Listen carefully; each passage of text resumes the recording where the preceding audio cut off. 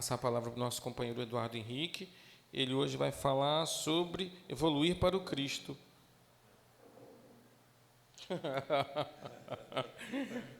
Ele e o Emmanuel vão falar, né? Bom dia a todos. Fica até sem graça, né? Porque parece, se a gente quisesse pegar isso daqui e colocar aqui conjugado com o trabalho que a gente vai fazer agora, parece até que foi combinado. Parece combinado, né? Mas não é combinado, não.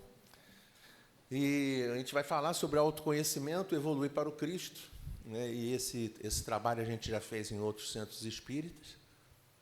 Já fizemos até em aniversário de centro espírita. E ele eu comecei esse trabalho com aquela imagem ali na esquerda. Queria dizer para vocês que quando eu coloquei essa imagem aí numa das casas que eu fiz esse trabalho, aí a pessoa quicou. Teve gente na assistência que quicou, falando, não, mas não pode, não sei o quê, o trem vai atropelar a pessoa. Ou seja, não é para a gente olhar a imagem, não precisa olhar a imagem e pensar na imagem de uma maneira literal, né? Pelo amor de Deus.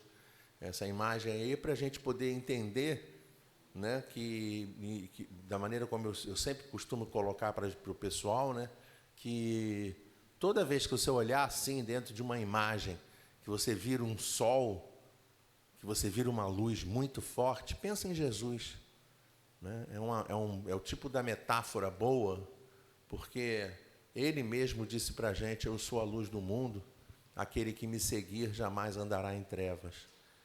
E a ideia nossa é justamente essa, que a gente consiga andar. Isso é uma linguagem que a gente utiliza no dia a dia, né? É uma frase que a gente fala, ó, tem que andar na linha, ou você procura andar na linha. Né? Não é andar na linha do trem, indo na direção do trem vindo para você, pelo amor de Deus. É andar na linha, é uma metáfora também, para a gente poder entender que nós devemos, quanto mais reto esse caminho, e o reto nesse caso, não apenas tem o sentido de ser reto, como ser reto no sentido de correto. Quanto mais no sentido correto nós conseguimos perceber essa ideia de caminhar na direção do Cristo. Né? A doutrina espírita diz em determinado momento, a gente vai falar isso em outro momento nesse estudo, a doutrina espírita diz como lema da doutrina, fora da caridade não há salvação. Lógico, né? Fora da caridade não há salvação. Quando Kardec cria esse lema, não é um lema, né? Kardec, os espíritos superiores, não é um lema que tem o objetivo de fora da caridade não há salvação. Em primeiro lugar, foi uma anteposição de ideias, porque a religião corrente na época era o fora da igreja não há salvação. Então, Kardec e os espíritos superiores trazem a ideia, mostrando para a gente que não é fora da igreja que não há salvação, é fora da caridade que não há salvação. Por quê? Porque a caridade é o amor em movimento. Então, para quê? Para a gente poder entender que não basta a pessoa ter o amor dentro de si. Você precisa ter o amor dentro de si, mas você precisa praticar o amor. Você precisa ir na direção daqueles que sofrem, daqueles que precisam, daqueles que necessitam. E, às vezes, isso é uma ideia recorrente, que aquele que necessita, às vezes a gente pensa que aquele que necessita está muito longe de nós. Só que, às vezes, a gente vai entender que aquele que necessita dorme no nosso lado. Aquele que necessita está no quarto do lado, aquele que necessita está dentro do ambiente de trabalho, na mesa do lado. Aquele que necessita é aquela pessoa que você atende no dia a dia, está na fila do mercado, está dentro do metrô, está dentro do ônibus, está dentro de qualquer canto. E tudo isso aí a gente vai aprendendo durante a nossa vida. Então, evoluir para o Cristo. Aquela ideia de fora da caridade não há salvação. Salvação não é salvação, é salvação como se fosse entre aspas. Salvação no sentido de evolução espiritual. Nós evoluiremos, nós cresceremos espiritualmente à medida que a gente justamente caminhar reto na direção do Cristo. E aí a gente lembra, né, hoje a gente está tendo atividade de evangelização, né, ao mesmo tempo aqui da nossa reunião, mas para aqueles que já tiveram experiência de trabalhar com evangelização, a gente sempre lembra da contribuição espetacular dessa companheira aqui, que foi embora no dia 5 de novembro de 2004, tia Vilma. Só para as pessoas terem ideia, quando a gente pega as apostilas de evangelização da Federação Espírita Brasileira, tipo 2/3 das músicas são da autoria da tia Vilma. E uma dessas músicas diz, né, a música chamada título Histórias do Evangelho, diz o seguinte: o Evangelho de Jesus ensina como devemos viver.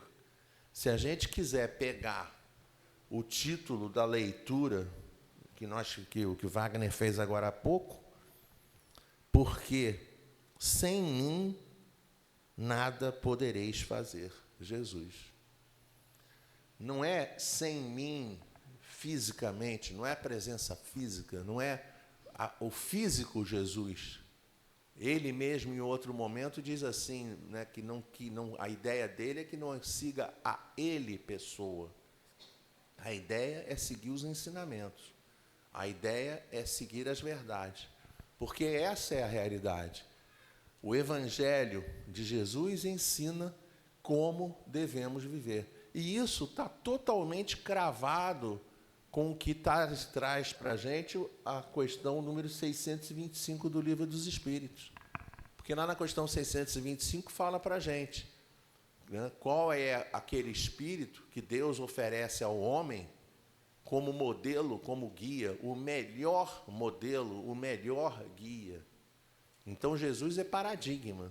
Os ensinos de Jesus são como se fosse assim, né? Nós não temos, infelizmente, a prática de ler manual, né? A gente compra um micro-ondas, aí tem lá o manual do micro-ondas, 99% das pessoas só faz assim, tac, tac, tac, e liga o micro-ondas e deixa o micro-ondas funcionar, só por tempo. Mas lá no micro-ondas tem um monte de funções, tá? Tem um monte de teclas, um monte de funções. Televisão, a mesma coisa. A pessoa só quer saber de ligar a televisão, ligou a televisão, tec, canal 1, canal 2, canal 3, e vai só trocando canal e vai em frente. Mas a televisão, cada vez mais atualmente, tem um monte de funções, né? Computador é a mesma coisa. A pessoa só quer ligar o computador e, na maior parte das pessoas, usa lá um editor de texto, uma planilha e só digita alguma coisinha aqui e ali, entra na internet, celular a mesma coisa. Tudo isso tem manual. E o cristianismo é um manual. O que Jesus significa para a doutrina espírita, o que Jesus significa para a humanidade terrestre, é um referencial, é um paradigma. Tipo assim, eu vou fazer alguma coisa hoje. Aí você deveria parar de pensar assim, como faria Jesus? Eu estou lidando com uma situação do dia a dia. Nós deveríamos parar e pensar, como agiria Jesus? Então, a prática é o mais importante que a gente deveria perceber e trabalhar no nosso dia a dia. E como é que funciona essa prática? Essa prática, aqui nós estamos com o salão cheio, né? Nossa, que maravilhoso isso. Mas quando a gente vai, né, na maioria dos centros espíritas que a gente fala, tem lá 10, 15 pessoas. E a nossa humanidade terrestre, né? A gente diz assim, botamos 100 pessoas dentro do centro espírita, legal. Faz o seguinte, imaginem como ficaria esse salão se, ao invés de nós falarmos de Jesus, anunciássemos na comunidade show da Anitta. Imaginam? Tá? Não ia caber gente aqui dentro. Ia ter gente no telhado, subindo no telhado. Não ia ter gente no corredor aqui no lado. Por quê? Porque o que movimenta a humanidade terrestre, na grande maioria, ainda hoje, é o que a gente chama de moral dos homens. São aquelas questões culturais, aquelas questões comportamentais dos homens. Essas questões comportamentais, essa moral dos homens, é diferente do que nós aprendemos, por exemplo, no nosso caso, doutrina espírita. Totalmente diferente. A moral dos homens é uma moral que diz respeito, na grande maioria, a costumes, a ensino verbal, a maneira como a comunidade se comporta. Então, para a gente, aqui, a gente tem alguém que... Quem é casado aqui, por favor, levanta a mão aqui, só para a gente poder saber. Né? Então, para o pessoal casado, só para poder entender, se fôssemos esquimós, tá? Lá nos esquimós, agora nem tanto, mas antigamente era corrente isso. Se o esquimó, a família esquimó, recebe um amigo, o que era a atitude do homem? O homem chegava e falava assim para o amigo: olha, então você hoje vai dormir com a minha mulher. Aí o o hóspede fica lá no canto, no outro cômodo, né? Na verdade, lá nem tem cômodo, né? Tudo iglu, né? Então, vai lá e dorme com a mulher do cara. Para nós, isso é inaceitável. Determinadas comunidades, na Ásia, Oriente Médio, na África, poligamia é uma coisa comum. Um homem pode ter 2 mulheres, 3 mulheres, 4 mulheres, e em algumas comunidades a mulher pode ter mais de um marido. Para nós, isso não vale. O que vale para nós é a gente compreender que existe, dentro da doutrina espírita, existe uma filosofia que vai nos levar ao que nós devemos fazer, e existe uma moral. Lá no Livro dos Espíritos, eu não sei de cabeça, talvez, sei lá, 647, alguma coisa assim, 847, eu não me lembro o número da questão, mas diz assim, qual a definição de moral? E aí, quando se fala qual a definição de moral, a moral para a doutrina espírita é a regra do bem proceder. A moral para a doutrina espírita é você conseguir, dentro do seu dia a dia, e aí repara, não é uma coisa assim, você saber entre o bem, distinguir entre o bem e o mal, e você simplesmente distinguir entre o bem e o mal. Não, não é isso. É você distinguir entre o bem e o mal e fazer o bem. É a pessoa pensar assim, existem as leis do mundo e existem as leis de Deus. E aí a pessoa segue as leis de Deus. Então a moral que a doutrina espírita utiliza, ela vai estar muito contida dentro do Evangelho segundo o Espiritismo. Por quê? Porque o Evangelho segundo o Espiritismo, ele reúne dentro dele o conjunto de informações que Jesus trouxe para a humanidade terrestre, que é indiscutível. Lá na introdução fala a respeito disso, na introdução do Evangelho segundo o Espiritismo. Se você pega o conjunto de informações que tem dentro do Evangelho, tem milagre, tem um monte de coisas, né? Tem profecias dentro do Evangelho, tem um monte de coisa dentro do Evangelho que são coisas que são códigos que você pode ter discussão. Mas o cerne, né? Se você pegasse o Evangelho, espremesse o Evangelho, o suco que sai de dentro do Evangelho, é um código de instruções, é um código de moral, é um código de comportamento que nós podemos conversar com qualquer pessoa dentro da humanidade terrestre e não haverá conflito. Se a gente chegar, conversar, pegar, por exemplo, o código do Buda, né? Wagner falou a respeito de Joana de Ângeles. Joana de Ângeles, em alguns momentos, ela fala, Siddhartha Gautama, não sei o quê, papapá, papapá. E aí ela vai trazendo conceitos trazidos pelo Buda. Você ouve aquilo que é trazido pelo Buda e diz assim, nossa, o Buda era espírita. Mas não é porque o Buda era espírita, porque quando a gente pega o código do Buda, aperta e pega esse conceito de ética e moral, você vai perceber que o conceito de ética e moral que está lá dentro é exatamente o mesmíssimo conceito de ética e moral que o Evangelho ensina para a gente.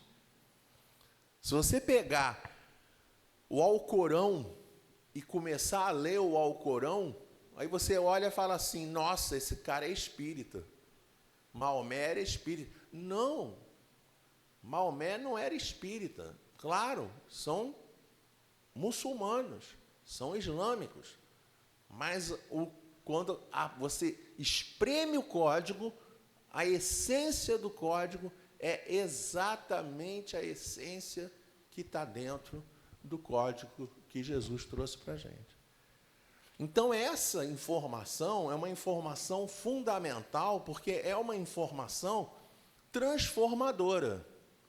É a informação que faz a gente se modificar, que faz a gente ser pessoa, cada um de nós seremos pessoas novas. Dia a dia.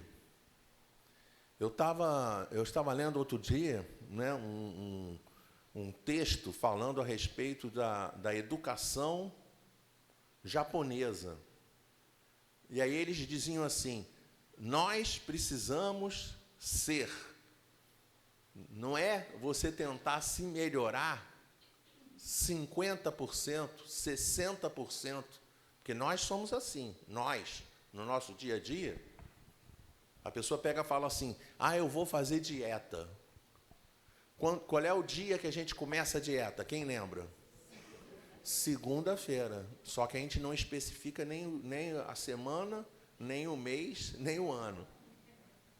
Entenderam? Eu vou... A garotada mais nova, não sei, vocês vão lembrar disso. A pessoa fala assim, não, agora eu vou estudar.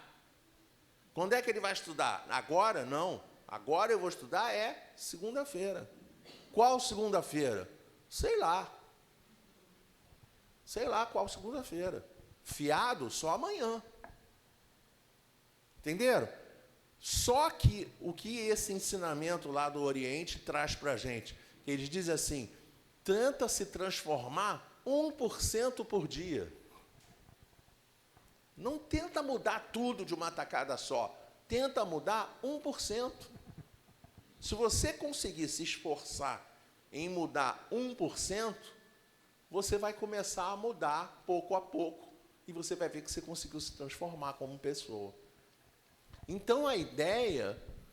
E aí Kardec, na hora que vai trazer isso para a gente, ele traz, né, logicamente, por influência desses benfeitores espirituais, esses espíritos superiores que tocaram, que guiaram, que conduziram a doutrina espírita junto com Jesus, eles trazem para a gente uma beleza de mensagem que aparece dentro do meu conhecimento, é o único código que aparece dentro do Livro dos Espíritos e no Evangelho segundo o Espiritismo, exatamente da mesma maneira.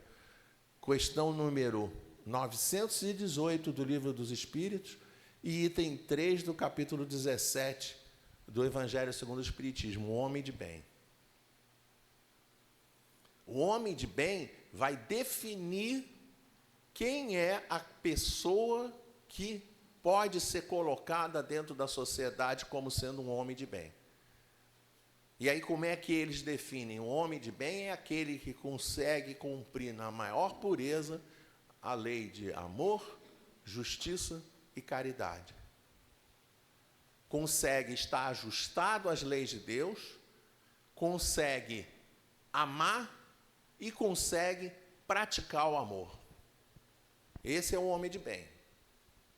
Só que quando Kardec vai analisar essa questão, ele consegue perceber que nós somos todos criados simples e ignorantes e vamos começar a subir uma escadaria, a escadaria do progresso. Só que essa escadaria, claro, né, para trazer a imagem aqui para a gente, eu trouxe uma escadaria aqui, molinha. facilzinha de subir, 6 degrauzinhos. Na prática do dia a dia, qual o tamanho da escada? Né? Muito maior do que a escadaria da Penha. Entenderam? Por quê? Porque a evolução é longa, a evolução é difícil. A pessoa se transformar, mas não é se transformar da boca para fora, se transformar mesmo, é uma coisa muito difícil, que requer esforço. Então, o que o Kardec pensou, né? Ele pensou isso que está aqui, ó, né? O que eu devo fazer para ser algum dia um homem de bem? Mas ele não escreve dessa maneira. Na hora, lá na prática, logo depois da questão 918, ele traz a 919, dizendo assim: qual o meio prático mais eficaz que tem o homem de se melhorar nessa vida e de resistir à atração do mal? O que ele está fazendo conosco? Ele está caminhando dentro do nosso pensamento exatamente da mesma maneira como se definem os espíritas. Nós, os espíritas, não somos as pessoas transformadas da humanidade. Nós, os espíritas, somos as pessoas que queremos nos transformar dentro da humanidade.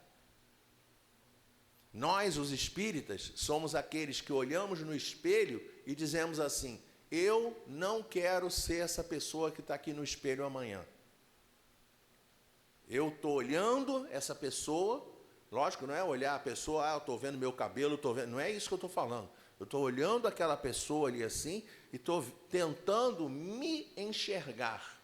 Quem sou eu? E aí, na hora que você pensa quem é você pensa assim: eu não quero ser essa mesma pessoa que eu sou hoje, amanhã. Então, ele traz a questão e os espíritos dizem para ele assim: para você poder, né, qual é o meio prático mais eficaz que tem o homem de se melhorar nessa vida e de resistir à atração do mal? Qual é a senha que a gente deve preencher no nosso comportamento para que a gente possa, a cada dia, ser uma pessoa melhor? Como é que eu faço isso? Qual é o roteiro que eu preciso seguir para ser, no futuro, reconhecido como um homem de bem? Ele diz: faça exatamente o que aquele sábio da antiguidade, Sócrates, trouxe, né, de experiência, porque estava escrito lá na entrada do templo de Delfos, no templo de Apolo, em Delfos também, templo de Delfos era conhecido de qualquer maneira. Conhece-te a ti mesmo. É isso que a gente precisa fazer, tem que conhecer. Claro, por que eu preciso me conhecer? Eu preciso me conhecer porque eu preciso saber aonde que preciso mudar. Todo mundo que cozinha entende isso perfeitamente. Você faz a comida, prova a comida, aí você pega, pensa assim: eu tenho que conhecer o sabor que eu estou querendo esperar para saber o que eu preciso mudar. Se eu tenho que botar um pouquinho mais de sal, se eu tenho que botar um outro tempero não sei o quê, se eu tenho que botar não sei o quê. Isso é o fácil. Cozinhar é fácil. O problema é conseguir saber o que nós precisamos nos modificar. Por quê? Porque nós temos uma enorme tendência a sermos, de uma maneira peculiar da criatura humana. Eu perguntei agora há pouco para levantar a mão quem era casado. Agora eu vou pedir a gentileza de levantar a mão quem aqui dentro é gente boa. Quem é gente boa, levanta a mão. Ah, para, só isso? Só isso, para. Quem é gente boa, levanta a mão. Para aí, quem é gente boa? Isso, agora está começando a ficar no ponto mais ou menos. Que é isso, né? Todo mundo é gente boa. Nós falando, nós respondendo a pergunta. Porque quando quem responde a pergunta é Jesus, lembram disso? Que chega para ele e fala para ele: bom mestre. Na hora que fala bom mestre, Jesus já travou. O sistema interno de Jesus já travou no início, na primeira palavra, bom mestre. Aí Jesus, pum, para tudo. Por quê? Bom no patamar de Jesus, só meu Pai que está no céu. Entenderam? Ah, Jesus está assistindo a palestra aqui conosco, está aqui sentado aqui na primeira fila, tá? O que acontece? Quem é gente boa, levanta a mão. Todo mundo, inclusive eu, levantamos a mão. E ele, com a mãozinha abaixadinha. Por quê? Porque o entendimento dele não é igual ao nosso entendimento. Porque nós nos julgamos, nós somos extremamente bonzinhos conosco mesmos. Entenderam? Nós somos bonzinhos. Você é gente boa? Eu sou gente boa toda a vida. Mas quando a gente pega essa mesma mão que a gente levantou e a gente coloca diante de nós, essa mesma mão que a gente levantou, ó, faço assim, ó, faço assim agora vocês, cada um de vocês, tá? Agora faz assim, ó, faz assim, vira a mão para vocês. Pode virar, isso, vira a mão para vocês. Ó, aqui embaixo, mundos primitivos. Segundo patamar, mundos de expiações e provas. Terceiro patamar, mundo de regeneração. Quarto patamar, mundos ditosos. Quinto patamar, mundos celestes. Tá? Adivinha onde a gente está? Aqui, ó. Nós estamos aqui. Nós não saímos daqui ainda. Ó, para sair daqui, nota 2. Para sair daqui, nota 4. Para sair daqui, nota 6, nota 8, 10. Tá? Ó, 2, 4, 6, 8, 10. Nossa nota, menor do que 4. Nossa nota ainda é menor do que 4. Quem lembra do tempo de escola, qual era a cor da caneta que escrevia as notas menores do que 4? Estão entendendo como é que é a situação? Tá? Como é que a gente se olha? Nós nos olhamos, eu sou bom. Como nós somos? Nós somos espíritos inferiores, imperfeitos, que estamos num planeta de expiações e de provas. Então, a gente tem que olhar para isso, e não tem que olhar para isso e falar assim, poxa, eu sou um espírito imperfeito, eu sou um espírito de terceira ordem, poxa. Não, não é isso que tem que olhar, não. Tem que olhar assim, eu hoje sou um espírito imperfeito de terceira ordem, mas eu não quero permanecer nesse patamar. Eu quero me renovar, eu quero progredir, eu quero me transformar. E na hora que você pensa em se transformar, você precisa ter autoconhecimento, você precisa saber quem você é. Porque se você não sabe quem você é, você não sabe qual é o tempero que você precisa fazer para que você seja uma pessoa melhor. Então, isso é fundamental. Tem que saber o que precisa fazer. Leitura de Manuel Filomeno de Miranda. Ele diz assim, as transformações são de natureza moral. Não, ó, natureza moral. O que significa moral? A regra do bom proceder. Distinguir o bem do mal e praticar o bem. Então, as alterações são de natureza moral, convidando o ser humano à mudança de comportamento para melhor, alterando os hábitos viciosos. Totalmente compatível com reconhece-se o verdadeiro espírita pela sua transformação moral e pelos esforços em dominar as más inclinações. Então, o que a gente precisa fazer? Se conhecer e começar a trabalhar egoísmo, orgulho, vaidade, violência, cobiça. Quantas cestas nós temos? 5? São só 5? Não. É um monte. Eu que coloquei aqui 5.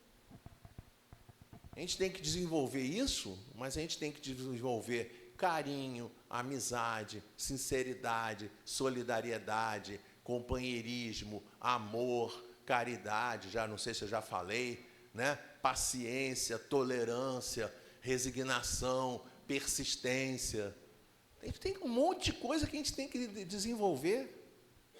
Só que a gente tem que desenvolver e tem que entender assim, que esse desenvolvimento, o Wagner falou agora há pouco disso, né? Construir um centro espírita sustentável. Nós precisamos construir pessoas sustentáveis. Para construir uma pessoa sustentável, a senha é essa daqui, ó.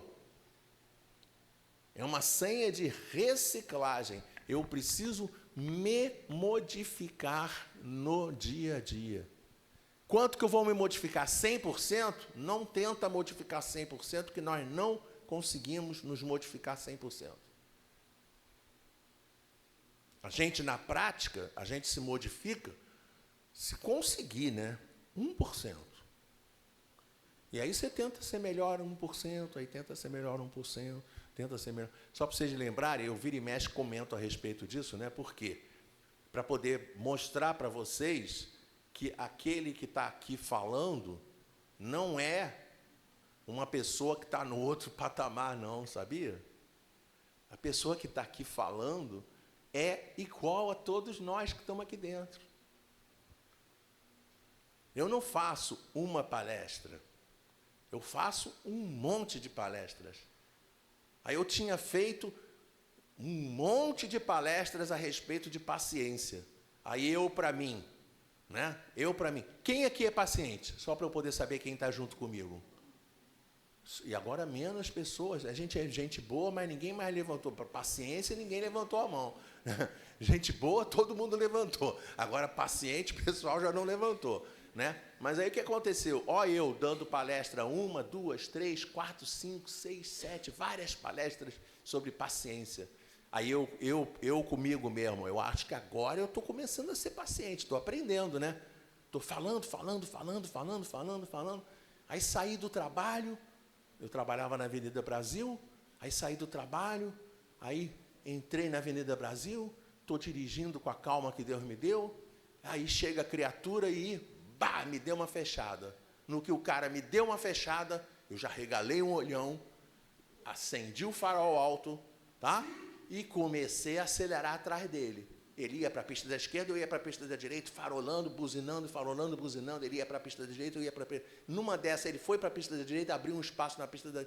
Ele foi para a pista da esquerda, abriu um espaço na pista da direita, eu entrei na pista da direita, comecei a cortar ele, buzinando, e eu olho para o lado, Ivan Costa Petersen, trabalhava no setor comercial da empresa que eu trabalhava na época. Aí eu olhei para ele, né? Eduardo, o paciente, né? Muito paciente, né? E sincero, porque eu olhei para ele, continuei buzinando, oi, Ivan, como é que você está, querido? Tudo bem? E aí fui embora, né? Com a cara quadrada, né? Por quê? Porque se transformar é muito difícil. Porque quando você vai se transformar, tem que se transformar de verdade. Eu procurei na internet, eu não achei uma imagem que conseguisse mostrar para a gente qual é o trabalho nosso de transformação. Eu não consegui encontrar. Mas eu encontrei essa piscina de bola que está aqui. Essa daqui dizem, né? Está lá no Guinness, né? No Guinness Book, como sendo a piscina de bola, a maior piscina de bola do mundo. Aí eu imaginei assim, quem é esta pessoa que está aqui? Essa pessoa sou eu. Essa pessoa que está ali dentro da piscina de bola, somos cada um de nós. Cada um de nós tem uma piscina de bola dessa na nossa casa. Mas, na nossa casa mental, na nossa casa interior, né? Mas, As bolinhas não são bolinhas assim, as bolinhas são aquelas bolinhas de... Como é que a gente fala? Bolinha de aniversário? Como é que é o nome dessa bola? Bexiga, isso. Né? Que o pessoal faz o quê quando... Agora, a pessoa gosta de estourar, né? Não é isso? Então, o que a gente tem que fazer? A gente tem que fazer assim, se imaginar como uma piscina de bolas enorme, só que cada uma dessas bolas coloridas é uma bexiga colorida. E cada bexiga, cada cor significa alguma coisa que a gente tem que se transformar. E o nosso objetivo é estourar todas as bolas. Molinho, né? Fácil, né? Não é fácil? Não é, né? Por quê? Porque você só pode estourar a bola quando for de verdade. Quando a transformação for de verdade. Não pode ser igual a essa situação, né? Ofensa, falso perdão, comentários. O que é ofensa, falso perdão, comentário? Fulano errou comigo. Eu aqui na minha cabeça, eu perdoo fulano. Comentário. Ele que não faça de novo isso comigo.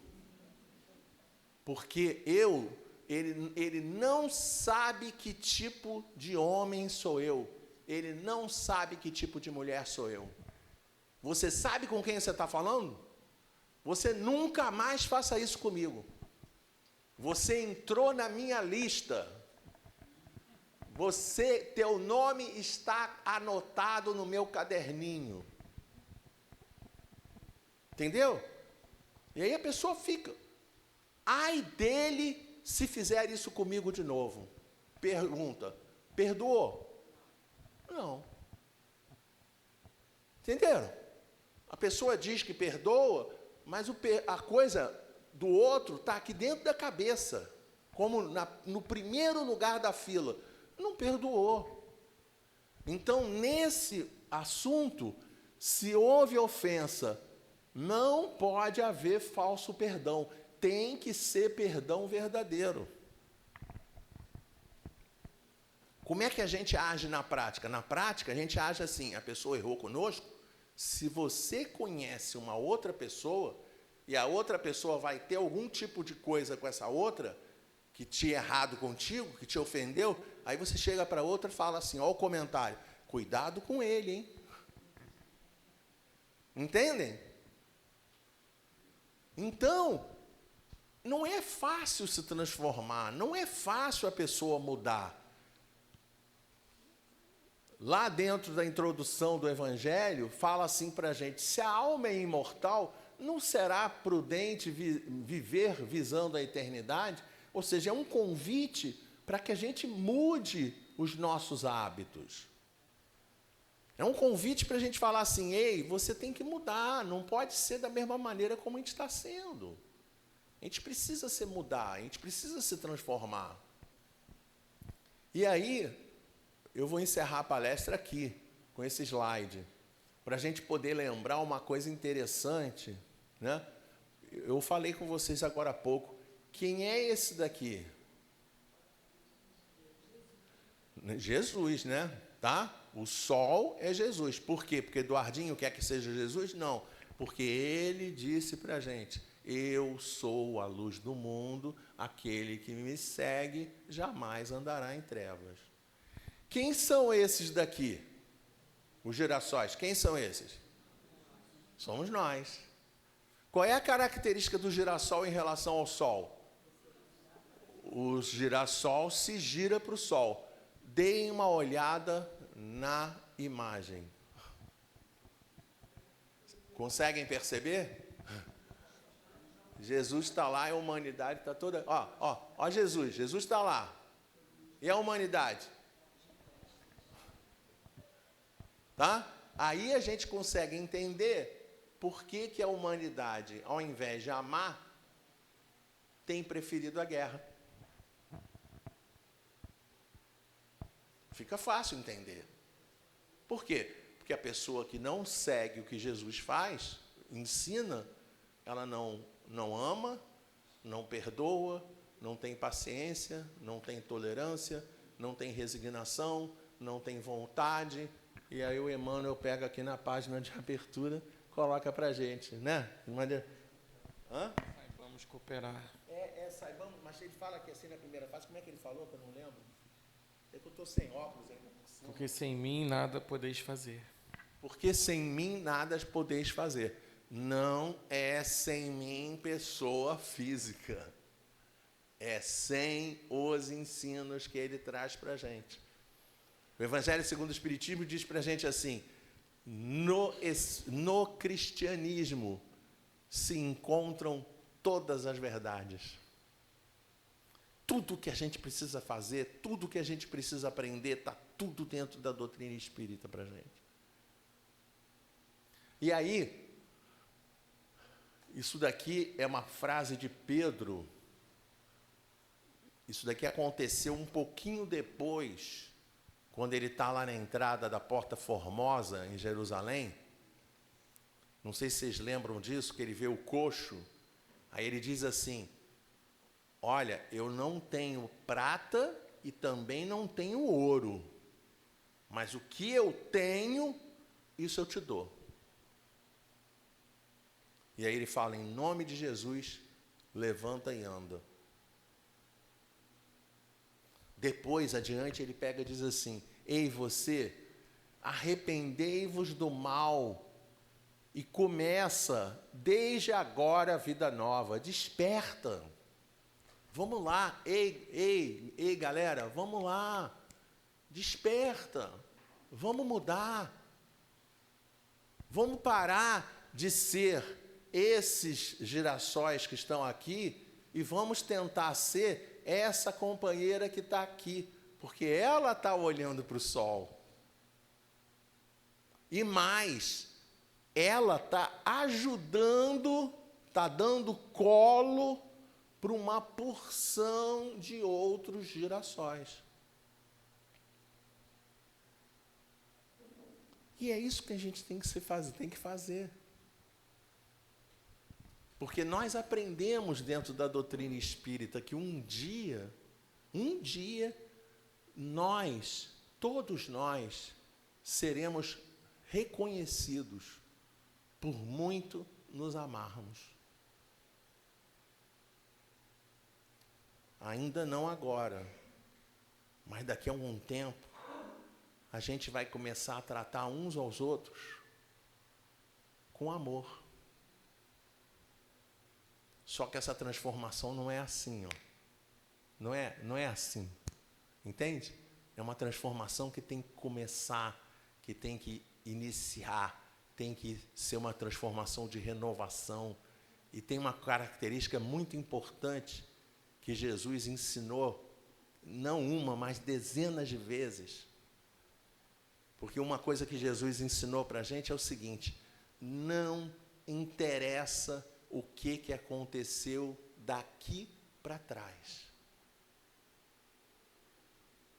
Para quem lembra do filho pródigo, né, sabe exatamente como é que isso funciona, tá? O pai, Deus, recebendo a volta do filho a caminho do bem, Deus não fica preocupado com o que aconteceu anteriormente. Não quero saber o que aconteceu anteriormente. Eu quero saber que daqui para frente você vai ser uma pessoa nova. Jesus com a mulher adúltera, filha, eu não te julguei e ninguém nesse momento também julgou você, porque na hora do vamos ver, atire a primeira pedra, aquele que não tem pecado, todo mundo saiu de perto. Então ele chega para a mulher adúltera e fala para ela de maneira muito clara, eu não estou querendo saber o que você fez daqui para trás. Eu quero que daqui para frente vá e não peques mais. Então Jesus ensina para a gente que a lei de Deus é dessa maneira. Não importa o que nós fizemos daqui para trás. O que importa é a gente olhar para frente e construir uma pessoa nova. Construir uma pessoa que esteja cada vez mais afinada, pessoas afinadas com a lei de Deus. É isso que se espera de cada um de nós. Tá bom? Um domingo maravilhoso para todos nós. Que Deus abençoe cada um de nós. Graças a Deus.